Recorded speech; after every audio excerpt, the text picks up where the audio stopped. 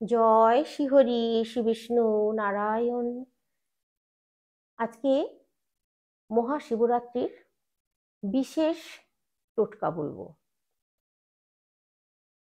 যে কাজটা করার কথা বলবো সেই কাজটা যদি আপনারা সঠিকভাবে ভক্তির সঙ্গে নিষ্ঠার সঙ্গে করতে পারেন, খুব ভালো ফল পাবেন। আপনাদেরকে ভোলেনাথ আশীর্বাদ করবেন, বঞ্চিত হবেন না আপনারা। এই যে কাজটা আমি করার কথা বলছি, কাজটা করবেন, আপনাদের মনের ইচ্ছা পূরণ হবে, আপনাদের সংসারে সুখ স্বাচ্ছন্দ্য ফিরে আসবে, আপনারা ভালো থাকতে পারবেন, শারীরিক দিক দিয়েও ভালো থাকতে পারবেন, সুস্থ থাকতে পারবেন সারা বছর। তো আমি যে কাজটা করার কথা বলবো তার আগে আপনাদেরকে বলি, দেখুন, যখন আপনারা ভোলে বাবার কাছে বসে এই কাজ করবেন, বা আপনাদেরকে যে কাজটা করার কথা বলবো করবেন আপনারা, আপনাদেরকে একটু শুদ্ধ হয়ে নিতে হবে। শুদ্ধ হয়ে নিতে হবে এই কারণেই বলছি, দেখুন, আমরা আমিষ খেয়ে মনের ভাব আনতে পারি না। আমরা উপোস থাকি কেন, আমরা নিরামিষ খাই কেন?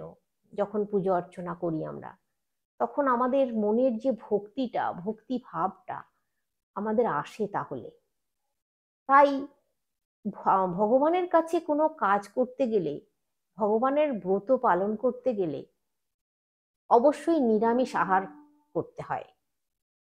আর যেই দিন ভগবানের পুজো থাকে সেই দিন ভাত অন্ন গ্রহণ না করলে বেশি ভালো হয়, বেশি মঙ্গল হয়।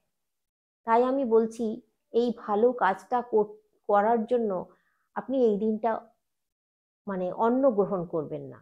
উপবাস যদি নাও থাকতে পারেন, মানে ভাত চালের জিনিসটা গ্রহণ করবেন না, আগের দিন নিরামিষ খাবেন অবশ্যই। তারপর যে কাজটা করার কথা বলছি এই কাজটা করবেন, দেখুন আপনাদের জীবনে মঙ্গল আসে কিনা। অবশ্যই আসবে, মিলিয়ে নেবেন আমার কথা। কিন্তু আপনাদেরকে বিশ্বাসের সঙ্গে করতে হবে, ভক্তির সঙ্গে করতে হবে যা করবেন। এবার বলি আপনাদেরকে, এই 26শে ফেব্রুয়ারি বুধবার মহাশিবরাত্রি। এই শিবরাত্রির দিন, এই শিব চতুর্দশীর দিন সকাল থেকে, যেহেতু শিব চতুর্দশী লেগে যাচ্ছে, শিবরাত্রি শুরু হয়ে যাচ্ছে, তাই আপনারা দুপুর দুপুরও কাজটা করে নিতে পারবেন। সন্ধ্যার সময়তেও করতে পারেন, তাতেও কোনো বাধা নেই। আপনার সময় মতো আপনি করবেন, কিন্তু যখন কাজটা করবেন একটু না খেয়ে, জল জলও খাবেন না, সেরকম অবস্থায় যদি কাজটা করতে পারেন বেশি ভালো হবে আর কি। তারপর আপনারা ফল, মিষ্টি, সাবু খেতে পারেন। যদি মনে করছেন সন্ধ্যার সময় করবেন, থাকতে পারছেন না, তাহলে এগুলো খাওয়া চলবে, তবে না খেয়ে কাজটা করাই ভালো। দুপুর দুপুরও করে নিতে পারেন আপনারা, কোনো অসুবিধে নেই। যে কাজটা করার কথা বলছি, অবশ্যই এই দিন মহাদেবকে স্নান করাবেন গঙ্গা জল দিয়ে, পঞ্চামৃত দিয়েও স্নান করাতে পারেন।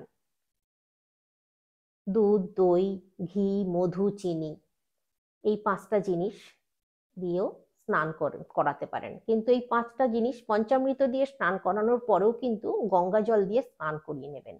তারপর জল ঝাড়িয়ে মহাদেবকে বসিয়ে তারপর পুজো করবেন মহাদেবের বেলপাতা দিয়ে। বেলপাতা, আকন্দ ফুলের মালা, ধুতরা ফুল, নীল অপরাজিতা, এই ফুলগুলো দিয়ে আপনারা পুজো করবেন।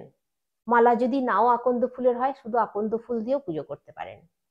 বেলপাতা অবশ্যই, কিন্তু একেবারে বেলপাতা অবশ্যই। আর দেখবেন এই দিন পুজো করার সময় বেলপাতা যেন কোনো রকম ছেঁড়া ফাটা না থাকে বেলপাতার মধ্যে, সুন্দর পরিষ্কার বেলপাতা নেবেন। আর ভগবান ভোলেনাথকে সরাসরি মাটিতে বসিয়ে দেবেন না, একটা শালু কাপড়ের ওপর, সাদা শালু কাপড়ের ওপর বসাতে পারেন, অথবা চৌকির ওপরে বসাবেন।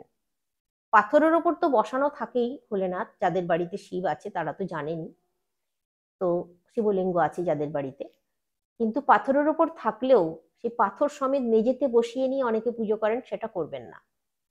একটা কাপড়ের ওপর অথবা চৌকির ওপরে বসিয়ে নেবেন। বসাতে নেই, শুধু মেঝেতে। তো যাই বা হোক, এবার আপনারা পুজোটা করে নেবেন, ফল প্রসাদও রাখবেন ঠাকুরের সামনে, পুজো করে নেবেন। ঘরে ভোলেনাথের পুজোটা করে নিলেন। পুজো করার পর আপনার বাড়ির কাছাকাছি বা আপনার বাড়িতে যদি বেলগাছ থাকে, বা আপনার বাড়ির কাছাকাছি যদি কোনো অন্য কারোর বাড়িতেও যদি বেলগাছ থাকে, সেই বেলগাছের গোড়ায় একটা ঘিয়ের প্রদীপ জ্বালিয়ে দিতে হবে। আর প্রদক্ষিণ করতে হবে বেলগাছকে 7 বার। এই কাজটা আপনারা যদি করতে পারেন, খুব মঙ্গল হবে, খুব ভালো হবে। তাহলে আপনাদের জীবনে সুখ স্বাচ্ছন্দ্য অবশ্যই আসবে। আপনারা আশীর্বাদও পাবেন ভোলে বাবার বেলগাছের পুজো করলে। ফুলও নিয়ে যেতে পারেন, ফুল দিয়ে বেলগাছের গোড়ায় একটু পুজো করে নিলেন। তারপর প্রদীপ জ্বালিয়ে দিলেন, ঘিয়ের প্রদীপ। ঘিয়ের প্রদীপ কিন্তু, অন্য কিছু, অন্য তেলের প্রদীপ কিন্তু জ্বালানো চলবে না। বেলগাছের সামনে ঘিয়ের প্রদীপ জ্বালাতে হয় সবসময়, ঘিয়ের প্রদীপ জ্বালিয়ে দেবেন। প্রদক্ষিণ করবেন অবশ্যই। এই কাজটা আপনারা করুন, দেখুন আপনাদের জীবনে কিরকম পরিবর্তন আসে। তো ঘিয়ের প্রদীপ আপনারা অবশ্যই জ্বালাবেন। এরপর যে কাজটা করার কথা বলবো, সেটাও আমি বলে দিচ্ছি এই ভিডিওর মাধ্যমে। আপনারা রুদ্রাক্ষ, পঞ্চমুখী রুদ্রাক্ষ একটা নেবেন। আপনারা ওই যে ভোলে বাবার পুজো করলেন, পুজো করার পর, পুজো হয়ে গেল, তারপর ওই পঞ্চমুখী রুদ্রাক্ষটা বাঁ হাতে তালুতে নেবেন, ডান হাত চাপা দেবেন। এরকমও করতে পারেন, এরকম করে চেপে বুকের কাছে হাত জড়ো করে, রুদ্রাক্ষটা থাকবে হাতে, সেই অবস্থায় হাতটা জড়ো করে ভোলে বাবার 108 বার তো ভোলে বাবার ওম নমঃ শিবায় আপনি করে নেবেন, জপ করে নেবেন আগে। তারপর আপনার মনের ইচ্ছার কথা ওই রুদ্রাক্ষ চেপে, মনের ইচ্ছা, আপনার যেটা একটা ইচ্ছা, কিন্তু সেই একটা ইচ্ছার কথা ভোলে বাবাকে জানাবেন। দেখুন ভোলে বাবা আপনার কথা শোনেন কিনা। ঠিক শুনবেন, উনি সাড়া দেবেন ঠিক। আপনারা এইভাবে করুন অবশ্যই। আর আরো কিছু আমার হাতে এলে বা আমি কালেকশন করতে পারলে আপনাদেরকে জানাচ্ছি।